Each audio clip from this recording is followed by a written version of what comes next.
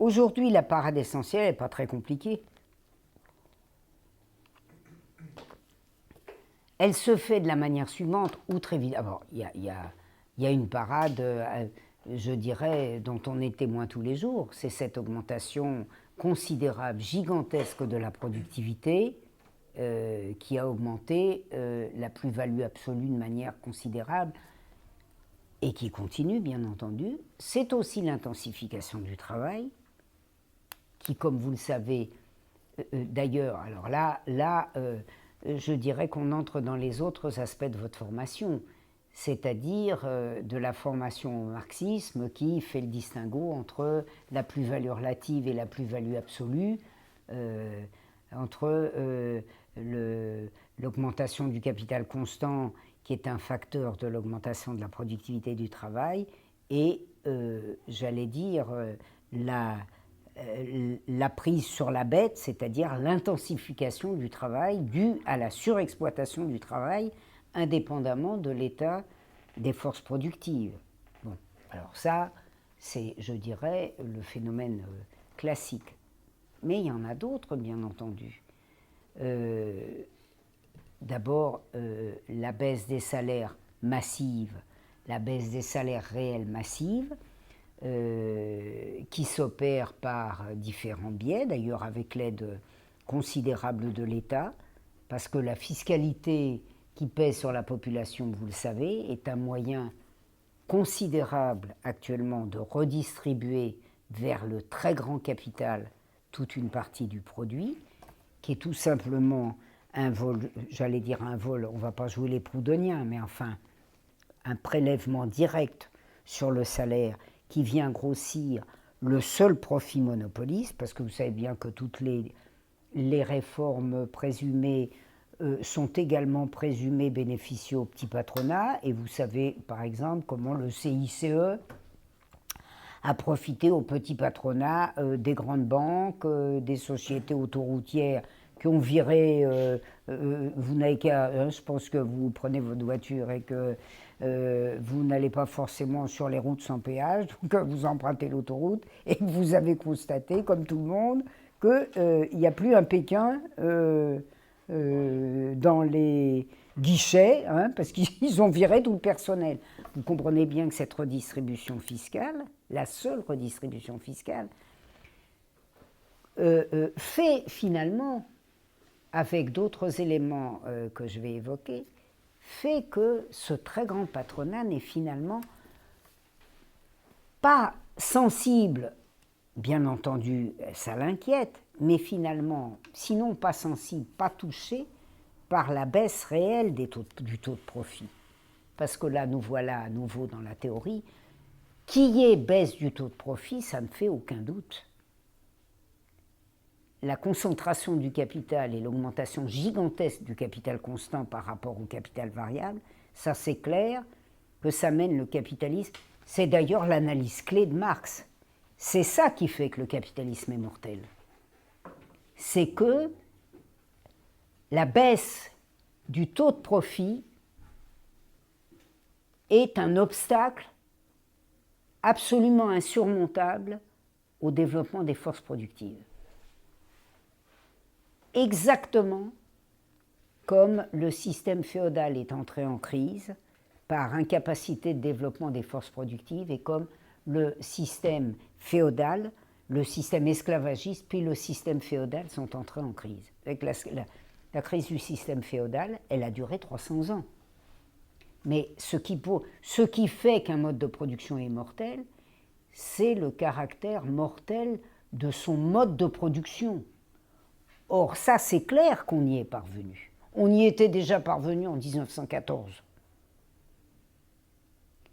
Mais la pression gigantesque sur les masses, je dirais, sur tout ce qui est non monopoliste, freine de manière aussi considérable la perte pour le pouvoir, pour le capital le plus concentré, puisqu'il concentre une partie gigantesque du produit. Donc, vous le voyez bien concrètement, c'est d'ailleurs c'est un des aspects les plus concrets de la crise, et qui montre à quel point la crise est généralisée, c'est que vous voyez bien que se sont appauvries des couches sociales qui, il y a 10 ans, 20 ans, vivaient correctement. Regardez par exemple le cas des profs. Bon, les profs français ont toujours été mal payés, mais enfin, il y a 25 ans, un prof certifié gagnait 2 SMIC. Aujourd'hui, un prof certifié gagne 1,2 SMIC. C'est-à-dire qu'il y a eu une baisse généralisée des salaires. Or, ce produit perdu, ce salaire, cette force de travail payée, dont une partie gigantesque a été directement prélevée sur le travail payé, elle ne va pas à toute la société, elle va à une toute petite fraction de la société.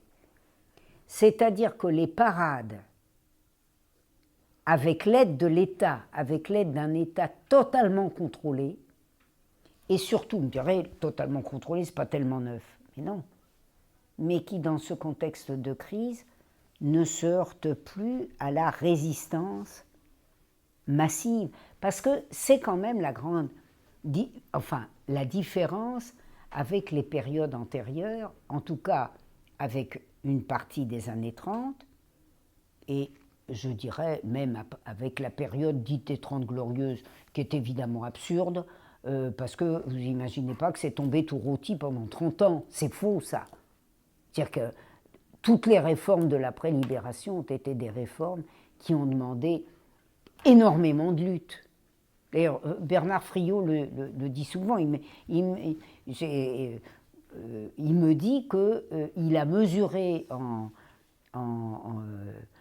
voyant le travail que j'avais fait sur la période 44, 48, 48, ce que ça avait été par exemple que le combat pour la sécurité sociale ou tous les combats. Il n'y a rien qui a été qui est tombé tout cuit, tout rôti.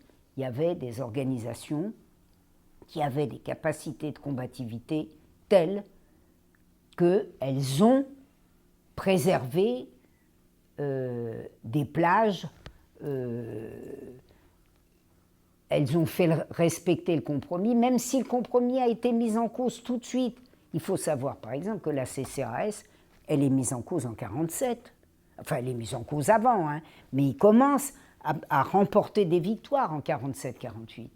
Hein, dans les mines, contre les électriciens et les gaziers, dans la fonction publique, etc. Donc vous voyez bien comment le phénomène est masqué. Quand on vous dit le CAC 40, oui, le CAC 40, mais regardez les paysans, regardez le petit capital, c'est-à-dire les destructions massives de capital. Regardez la masse des salariés, regardez la jeunesse. Enfin, vous comprenez bien, vous voyez bien quand même ce que c'est que toute une partie de la jeunesse qui n'a non seulement aucune sécurité du travail, mais qui gagnent des salaires de misère, des jeunes gens qui commencent à gagner leur vie à 28 ans, 30 ans, plus de 30 ans. Mais enfin, ce produit n'est pas perdu pour tout le monde. Et qui retournent chez leurs parents. Et qui retournent chez leurs parents, qui ne peuvent pas vivre. Absolument.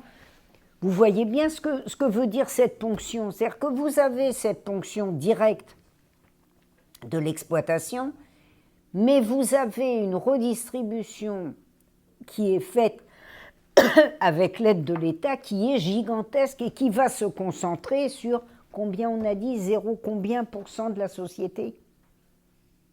Donc ce 0% de la société, parce que réfléchissons. Et ça c'est évidemment une des manifestations claires de la baisse du taux de profit. Le salaire, regardez dans des grosses industries, par exemple dans la sidérurgie, il y a 20 ans déjà, le salaire, ça représentait 5% du total du capital. Vous mettez les ouvriers au bol de riz, vous leur supprimez le salaire. À la limite, ça règle pas la crise du capitalisme. Parce qu'il y a quand même que le travail productif des salariés qui fait la valeur. Vous voyez bien, là, on est au cœur de l'explication marxiste. Alors, maintenant, que l'explosion surgisse à la faveur d'un moment où, de toute façon, il ne sera plus possible de vivre comme avant, il n'y aura jamais d'implosion. Hein. Vous vous rappelez ce que disait Streff, le PDG, je ne sais plus si c'était président ou directeur général de Peugeot, qui disait à un moment, il n'y a pas de limite à la baisse des taux des coûts de revient. Ben non. Moi, j'ai toujours considéré que le camp de concentration d'extermination par le travail était la quintessence du capitalisme. Vous ne donnez plus aucun salaire, mais enfin, vous savez quand même, ça ne peut pas durer comme les contributions.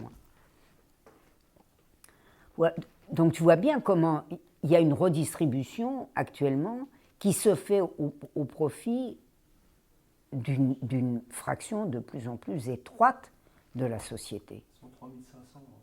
Hein 3500. Ils sont en haut de l'affiche. Hein. Voilà. Voilà. Et on est 60 combien maintenant? 67 millions. Voilà. Donc si tu veux, ils peuvent continuer à nous pressurer encore. Hein. De toute façon, tant qu'on va accepter, ils vont nous pressurer encore. Hein. Là, il y a encore... mais ça ne leur fait pas régler...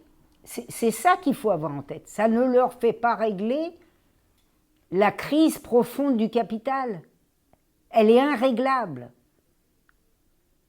La masse, ne parlons pas de la masse de la dette. Je ne sais pas si vous avez lu les articles récents de certains publicistes ou chercheurs américains qui disent que voilà, les États-Unis arrivent au moment imminent de l'effondrement. En histoire, vous ne savez jamais si l'imminent c'est dans l'année, dans les 10 ans, dans les 20 ans, voilà. Hein. Lénine a tout à fait raison de penser qu'on est mûr en 1916 pour le socialisme. Eh ben bon, hein, voilà les parades. Hein. Les parades, ils en ont. Mais il faut bien mesurer, ce qui est très difficile précisément parce qu'on n'a plus d'organisation. N'ayant plus d'organisation, n'ayant plus d'édition, il nous manque aussi, je dirais, les chercheurs marxistes. Il nous manque ce qui existait, pensez par exemple au bouquin de Vargas, Eugène Vargas, sur la crise, les travaux continus des marxistes, c'est quoi? C'est plus rien. C'est-à-dire qu'on manque actuellement des instruments nécessaires pour appréhender la profondeur de la crise du capitalisme. Et finalement, on en a des bribes par qui, il faut bien le voir, c'est intéressant. Souvent pas du tout par des chercheurs marxistes qui n'existent pas ou qui ont tellement peu d'accès à l'édition qu'on ne sait pas s'ils existent, mais par, j'allais dire, des praticiens qui ont rompu les amarres et qui décrivent le capitalisme tel qu'il est. Pensez par exemple à ce comment il s'appelle, Chris Hodges, je crois. Il a été correspondant étranger du New York Times 15 ans. C'est pas un... Je veux dire, c'est pas un paria, hein, vous voyez, c'est pas le wiki oulala. Wikipédia, surtout n'allez pas le lire. Et vous avez beaucoup de gens comme ça, ce qui est un signe de la crise d'ailleurs. Quand vous avez toute une série des éléments qui étaient au service du capital et qui s'en détachent, c'est qu'il se passe quelque chose. Vous me direz, avec leurs faux salariés du sommet, qui comptent parmi les 3500, ils sont tranquilles, ceux-là, ils ne décrocheront pas. Mais finalement, vous avez là la base dure de ce qui a intérêt à ce que les choses ne changent pas. Donc, je dirais que c'est la raison qui justifie de manière extraordinaire la formation des militants. Parce que ça veut bien dire, il y a Gasto qui m'a rappelé, j'avais complètement oublié, je ne sais même pas d'ailleurs si j'avais souvenir alors que j'ai lu le Capital, mais ça il y a longtemps. Hein. Et je ne me rappelais pas la préface, Georges me l'a rappelé l'autre jour, je ne me rappelais pas la préface que Marx avait faite à La Châtre, son éditeur très progressiste, son éditeur de la traduction du premier tome du Capital, puisque la première traduction du Capital, enfin du premier tome du Capital, qui avait été publié, le Capital, en 1867, a été publié en français en 1872. Et Marx, vous irez la lire, vous chercherez sur Internet, Marx écrit à son éditeur en lui disant, voilà, qu'il se rend bien compte du caractère ardu de ce qu'il explique. Et il craint, et Marx il était un petit peu vache avec nous, mais finalement il mettait l'accent sur des caractéristiques françaises, enfin de la pensée française. Et vous savez qu'il s'était quand même beaucoup battu avec les représentants de la pensée française, à commencer par Proudhon. Et il disait qu'il craignait que le lecteur français n'est pas toujours, soit un petit peu impatient d'arriver au terme de la compréhension sans passer par la difficulté de la démonstration. Et ça veut dire que dans la formation des militants, la formation théorique est aussi importante que la formation pratique. Parce qu'on ne réfléchit bien qu'à partir du moment où on a une problématique. La problématique, il faut se la forger sur des bases solides. Et c'est avec ces bases solides, c'est par exemple avec ces bases solides qu'on fait de l'histoire convenable. Parce que sinon, vous faites, vous voyez, le genre de bouquin que je lis en ce moment, très mauvais, là, un bouquin sur les diocèses. Oh, fiat lux et lux facta est. Eh bien oui. C'est-à-dire que vous avez des gens qui sont incapables d'expliquer une situation historique. Et ça, cet acquis-là, c'est un acquis absolument essentiel. Et qui a été, il faut le dire, et qui a été abdiqué pendant combien? Maintenant, 30 ans, plus de 30 ans. On avait des militants qui avaient le devoir de lire et de se former. Et d'ailleurs, c'est la clé, il faut le savoir, on le perçoit très bien quand on travaille sur les syndicalistes combatifs et sur le Parti communiste dans les années 30 et 40. Qu'est-ce que vous croyez qui s'est passé en 1939, quand les militants ont compris ce qui se passait, par exemple avec le pacte germano-soviétique? C'est pas parce que c'était des buses stylées par Staline, comme expliquent mes collègues. C'est parce qu'un communiste y comprenait une situation. Et d'ailleurs, il est tout à fait significatif qu'il n'y ait pratiquement pas eu de déperdition dans le syndicat, où les militants étaient impeccables chez les unitaires, alors que les déperditions, elles se sont faites chez les élus,